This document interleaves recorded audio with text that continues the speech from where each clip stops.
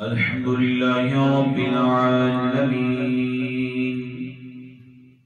والصلاة والسلام على سيد الرسل والصلاة والسلام على سيد الرسل وخاتم الأنبياء والمرسلين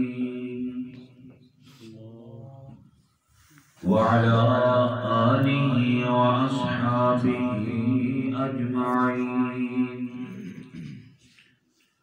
أما بعد فأعوذ بالله من الشيطان الرجيم. بسم الله الرحمن الرحيم. محمد رسول الله صدق الله العظيم. درود شریف سب حضرات.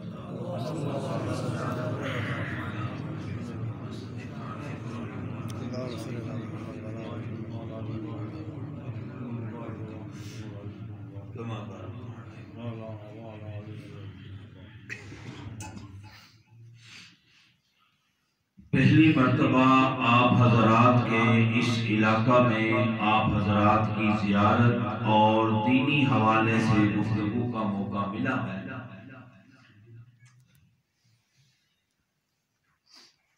دعا فرمائیں اللہ پاک مجھے 10 منٹ کے لیے آپ کے سامنے گفتگو کرنے کی توفیق عطا فرما دے.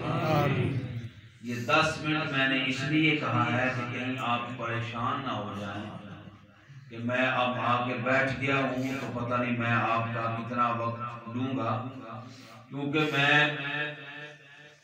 تقریر پڑھتا نہیں ہوں، تقریر کرتا ہوں. تو جو کی جاتی ہے اس کے لیے ٹائم کا دھیان رکھا جاتا ہے. تو میں آپ حضرات کے چہروں کو بھی دیکھ رہا ہوں.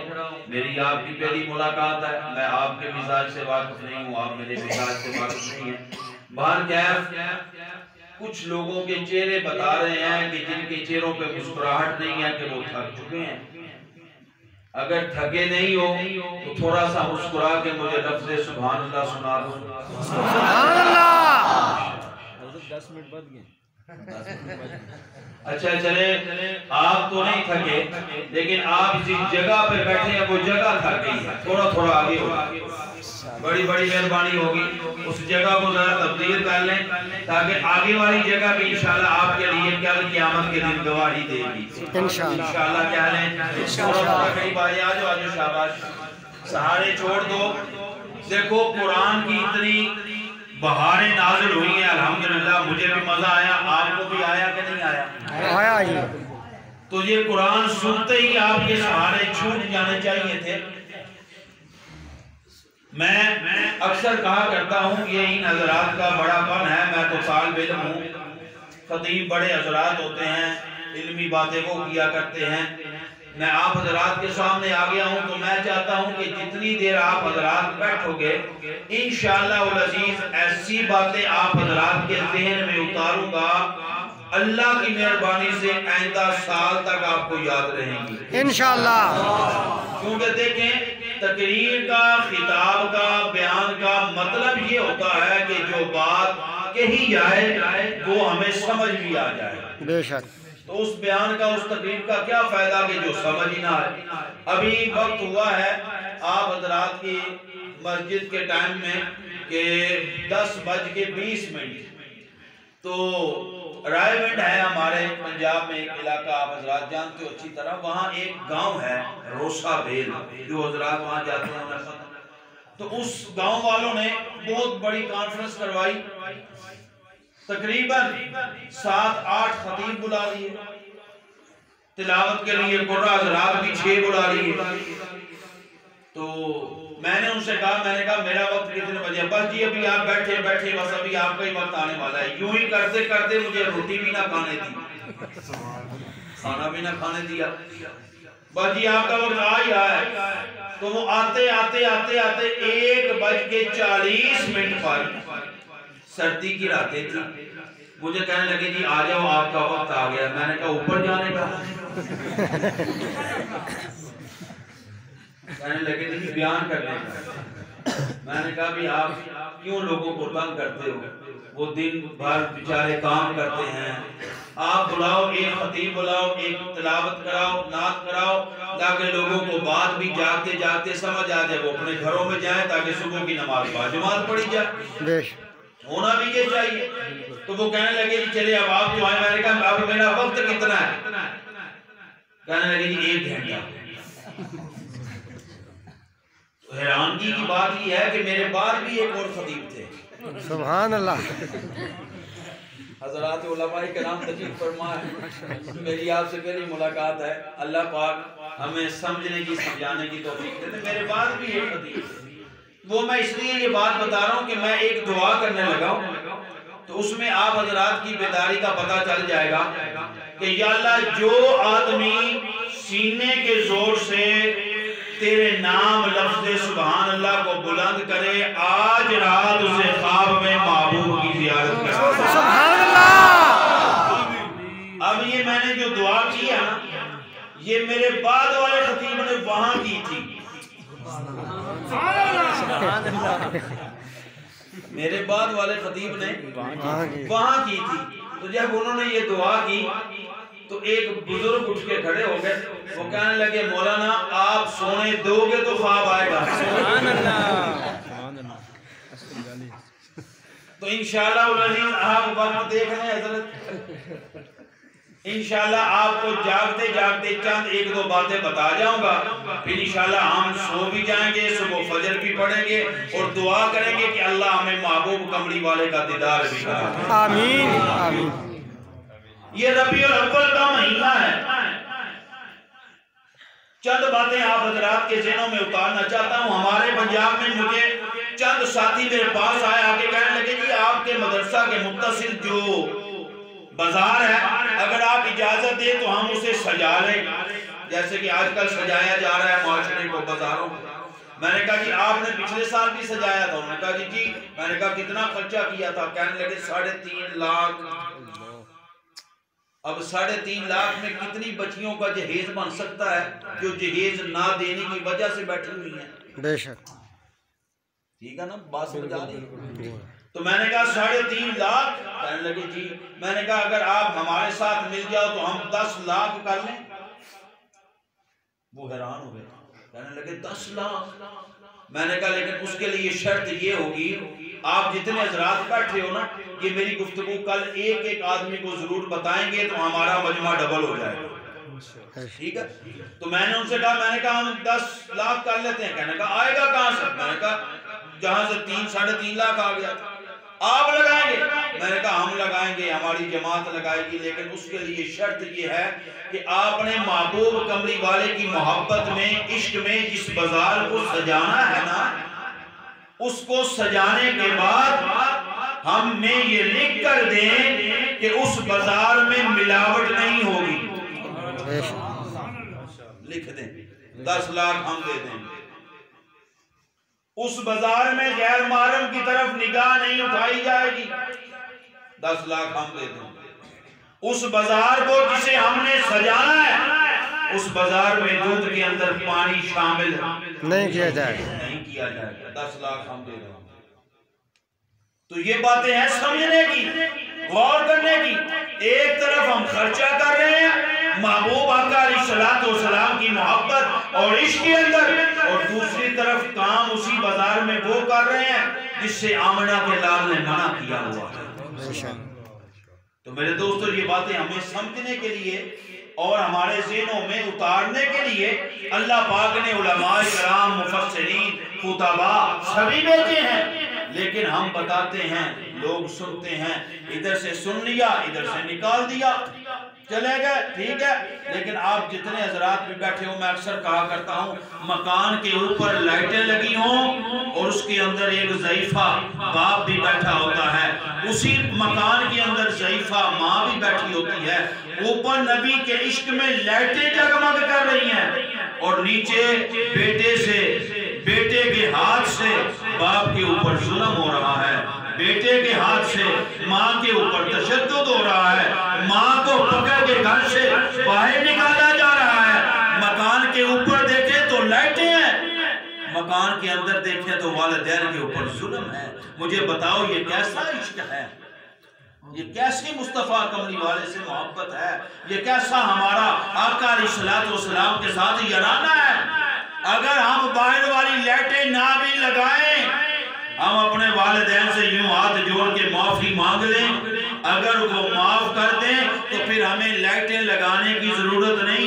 آسمان عرش سے اللہ کہے گا ملائکہ چلو، یہ میرا بندہ دنیا فانی کوچ کر کے جا رہا ہے، چھوڑ کے جا رہا ہے، اب قبر میں جانے سے پہلے اس کی قبر کو لائٹوں سے منور کر دو. سبحان اللہ. مزہ تو پھر آئے گا. وہ بھی یہ بات آپ نے سمجھ لی ہے.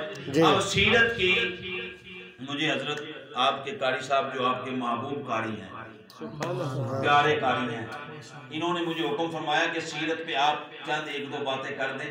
تو میں دیکھ رہا ہوں انشاءاللہ آپ حضرات بیدار ہو چکے ہو، جاگ بھی چکے ہو، یہ باتیں بھی آپ حضرات کے ذہن نشین ہو چکی ہیں.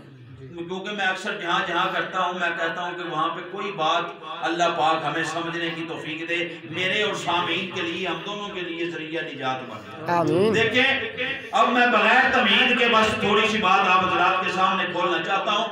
حضرت آدم علیہ السلام بھی آئے ہیں. بولتے رہیں ذرا سبحان اللہ. سبحان اللہ. حضرت ابراہیم بھی آئے ہیں، حضرت یحییٰ بھی آئے ہیں، حضرت موسیٰ و عیسیٰ بھی آئے ہیں. 1,24,000 کم و بیش انبیاء آئے ہیں، لیکن جس طرح ہمارے مصطفیٰ آئے ہیں سبحان اللہ. یوں کوئی نبی بھی نہیں آیا. میں ایک نبی کا صرف اشارہ دے کے آگے والی بات کھولتا ہوں. حضرت آدم آئے، اللہ فرماتے ہیں ملائکہ کی پروردگار کیا حکم ہے؟ فرمایا آدم آ رہا ہے، جب میں نے اس کے اندر روح ڈالنی ہے، اس نے آنکھیں کھولنی ہے، تو جب یہ آنکھیں کھولے تو تم نے اس کے آگے سجدہ ریز ہو جانا ہے. میں نے تصورات کی دنیا میں نے کہا پروردگار آدم آئے، آپ نے سجدہ کروا دیا، ابھی تو آمنہ کے لال نے بھی آنا ہے، ابھی تو تاجدار ختم نبوت والے نے بھی آنا ہے، آخری پیغمبر نے بھی آنا ہے. سجدہ ابھی ملائکہ سے، ابھی آدم کی شان اور مرتبہ ملائکہ سے، تو میرے محبوب کا شان اور مرتبہ کیا ہوگا؟ تو مشیت کہتی ہے، رب کائنات کہتا ہے آدم کو سجدہ ملائکہ ایک مرتبہ کریں گے، لیکن جب میرا محبوب کائنات میں آ جائے گا میں ملائکہ سے سجدہ نہیں، ان اللہ و ملائکتہ یصلون علی النبی یا ایھا الذین آمنوا صلوا علیہ وسلموا تسلیما. آدم کو سجدہ ایک مرتبہ ہوگا، میرے مصطفیٰ پہ درود 70,000 مرتبہ صبح، 70,000 مرتبہ شام. سبحان اللہ. یہ ہے میرے محبوب کملی والے کی شان. سبحان اللہ. اگر آپ حاضر بیٹھو تو آگے والی بات بھی کہہ دوں. کہہ دیں. جو فرشتہ، جو ملائکہ ایک مرتبہ میرے محبوب پہ درود پڑھ کے چلا جائے گا، قیامت تک دوبارہ اس کی باری نہیں آئے گی. سبحان اللہ. اتنے ملائکہ، اتنی عظمت.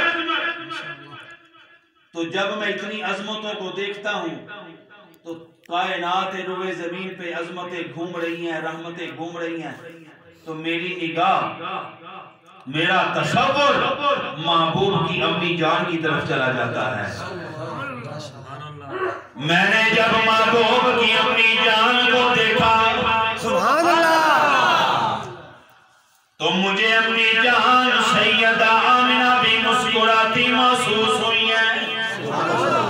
میں نے تصورات کی دنیا میں پوچھا، میں نے کہا امی جان آپ کیوں مسکرا رہے ہو؟ تو کہتی ہے کیوں نہ مسکراؤں، جب سے عبداللہ کی امانت میں آمنہ کے شکم میں آئی ہے، رب کعبہ کی قسم کھا کے کہتی ہوں کہ آج میرا دل چاہا کہ میں ذرا باہر تو جاؤں، تو میں نے اپنے قدم باہر رکھے ہیں. تو جب میری نگاہ، میری نظروں نے دیکھا، میری نگاہوں نے دیکھا، سامنے پتھر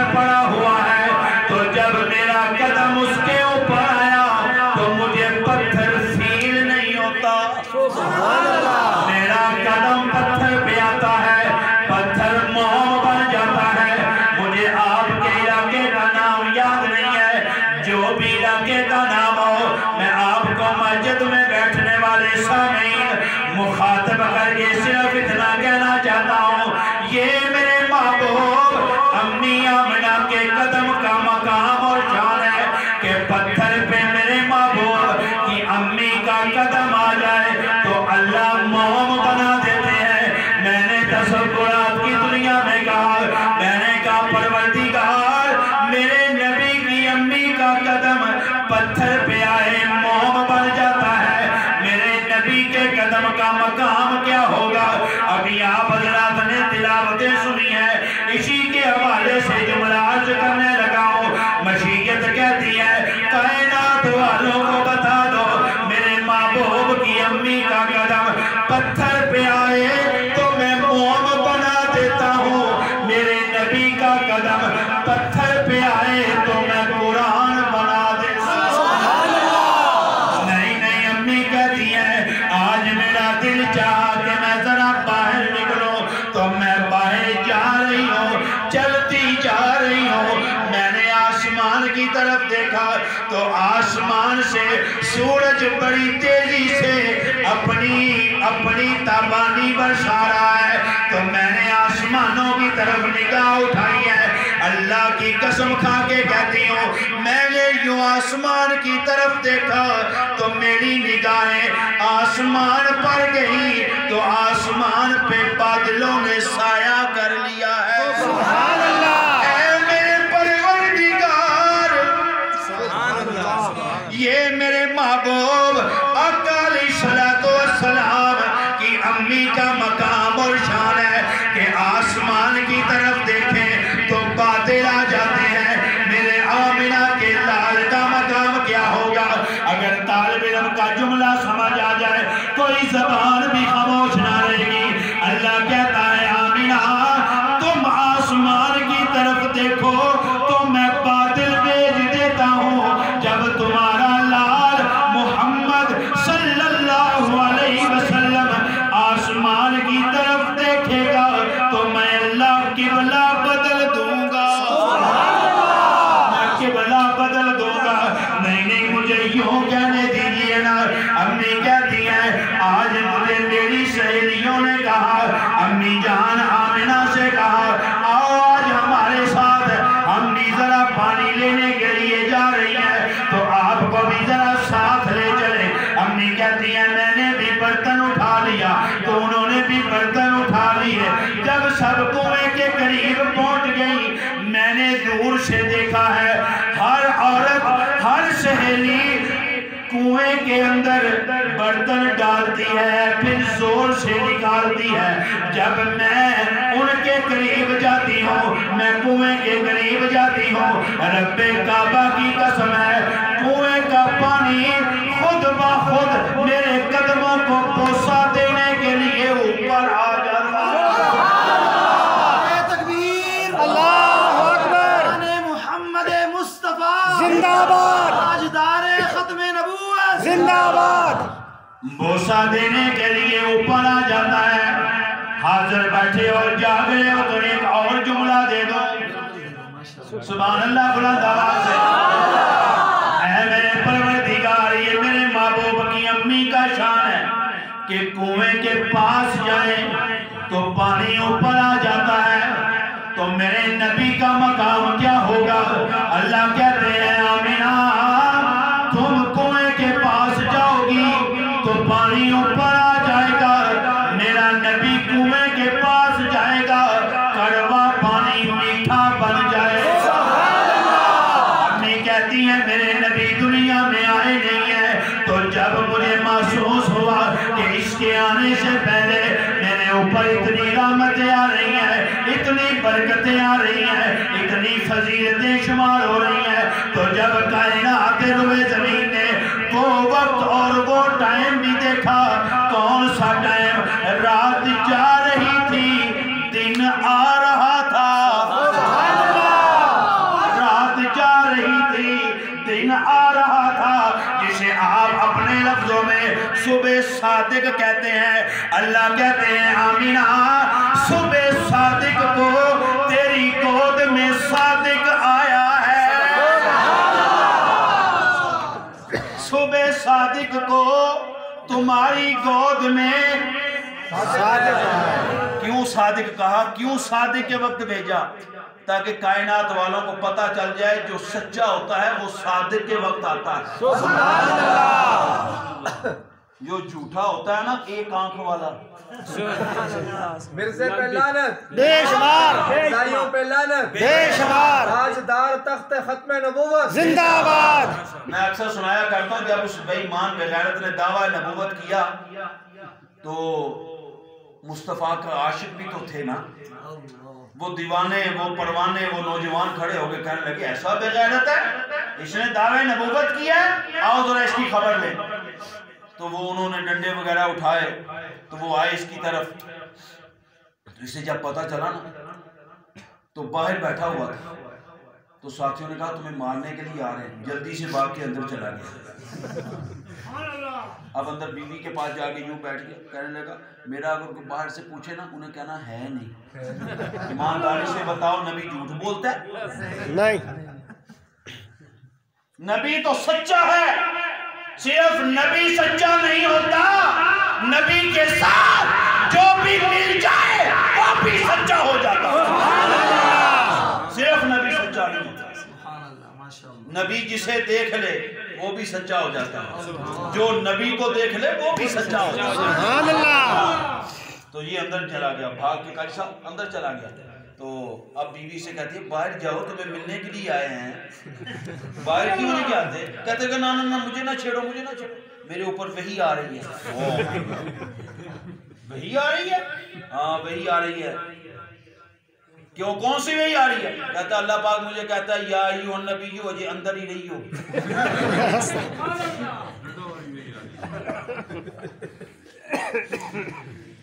ہم اللہ تبارک و تعالیٰ کے بھیجے ہوئے پیغمبر آمنہ کے لال کے بعد کسی کی نبوت کو تسلیم نہیں کرتے۔ نبوت مصطفیٰ پر ختم ہے، رسالت مصطفیٰ پر ختم ہے، خطابت مصطفیٰ پر ختم ہے، نیابت مصطفیٰ پر ختم ہے، شریعت مصطفیٰ پر ختم ہے۔ رب نے کہا محبوبہ میں نے تمہیں بھیج کے فیصلہ کر دیا ہے، قیامت کی صبح تک خدا کی خدائی کا ڈنکا رہے گا، مصطفیٰ کی مصطفائی کا ڈنکا ہے۔ سبحان اللہ۔ نعرہ تکبیر، اللہ اکبر۔ تاجدار ختم نبوت زندہ باد، تاجدار ختم نبوت زندہ باد۔ رہبر و رہنما مصطفیٰ، مصطفیٰ، رہبر و رہنما مصطفیٰ، مصطفیٰ۔ میرے محبوب تم جاؤ، اب درمیان میں ہم نے کسی کو آنے نہیں دینا، تم میری باتیں کرتے رہو میں تمہاری باتیں کرتا رہوں، سبحان اللہ۔ تم میری تعریف کرتے رہو میں تمہاری تعریف کرتے رہوں۔ اور پھر ایک اور جملہ بھی دل کی تختی پہ لکھ لے، جو کہتے ہیں نا کہ قیامت کی صبح تک نہیں، مجھے طالب علم کو یوں کہنے دے، قیامت کی صبح تک نبی کی نبوت نہیں، قیامت کے بعد جنت میں بھی نبی کی نبوت، سبحان اللہ۔ جنت میں بھی میرے مصطفیٰ کی شریعت ہو۔ چلو بات آگے چلی جائے گی، سمیٹتے ہیں بات کو۔ امی کہتی ہیں جب مجھے یوں محسوس ہوا نا کہ اب میرے محبوب آقا دنیا میں آ گئے ہیں، تو جب میں نے انوارات تو پہلے بے شمار دیکھے تھے، جب مجھے خبر دینے والوں نے بتایا آمنہ تمہیں اللہ نے بیٹا دیا ہے، لال دیا ہے، تو امی کہتی ہیں میں نے آنکھوں کو کھولا، آسمان کی طرف دیکھا تو ستارے بھی جھوم رہے ہیں، آسمان بھی خوشیاں منا رہا ہے، مشرق و مغرب شمال و جنوب میں ہر طرف روشنیاں ہو گئی ہیں، خوشیاں ہو گئی ہیں، تو میرے کانوں میں مجھے یوں محسوس ہوتا ہے کہ جیسے آسمان کے ستارے بول کے کہتے ہیں ہو مبارک تجھے حضرت آمنہ، تیری جھولی میں آیا حبیب خدا،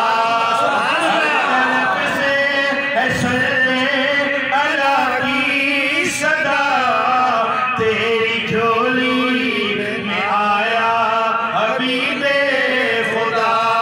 آمنہ تمہاری گود میں کون آیا ہے؟ تو ستارے جھوم کے کہتے ہیں آمنہ وہ آیا ہے جن کا چہرہ منور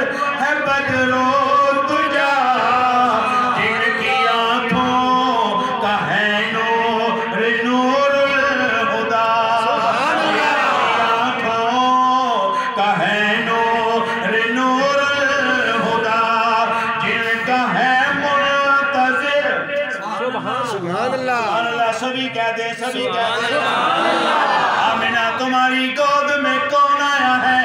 जिनका है मुंतज़िर सिदरतुल मुंतहा, जिनका है मुंतज़िर सिदरतुल मुंतहा, तेरी झोली में आया हबीबे खुदा, तेरी झोली में आया हबीबे खुदा। आओ मैं यहाँ पे एक और जुमला अर्ज करने लगा हूँ। मेरे नबी दुनिया में आए हैं, अभी आमिना की गोद में गए नहीं। सुभान अल्लाह। उठाओ सीरत की किताबें, आए तो हजरत ईसा भी हैं, अम्मा की गोद में जाते हैं, फिर बोलते हैं सुभान अल्लाह। क़ाल इन्नी अब्दुल्लाह आतानियल किताब व जअलनी नबिय्या। सुभान अल्लाह। लेकिन अभी मेरे महबूब आमिना की गोद में नहीं गए, अभी आए हैं। अम्मी कहती हैं अभी गोद में आए नहीं, तो मेरा दिल चाहा कि इतनी मुझे मुबारक बातें मिल रही हैं, हर तरफ से मुझे इतना मेरे खुशियां मनाई जा रही हैं, मैं देखूं तो सही। जब सैयदा फरमाती हैं मैंने यूं सर उठाया ना, तो मैंने अपने लाल को देखा तो उन्होंने सजदा किया हुआ था। सुभान अल्लाह। सजदा। अब रबियुल अव्वल में सिर्फ खुशी मना के घर बैठ जाना, ये तो मेरे नबी के साथ इश्क नहीं है ना। इश्क तो ये है कि हम आका की खुशी तब करें जब हमें पता चले कि आका ने आके हमें पैगाम क्या दिया है, मैसेज क्या दिया है। तो अब मैं आपको आका का मैसेज बताने लगा हूँ। क्या मैसेज दे रहे हैं मेरे महबूब? सर सजदे में रख रहे हैं ताकि कायनात वालों को पता चल जाए कि अल्लाह के अलावा सजदा किसी को नहीं हो सकता। बेशक।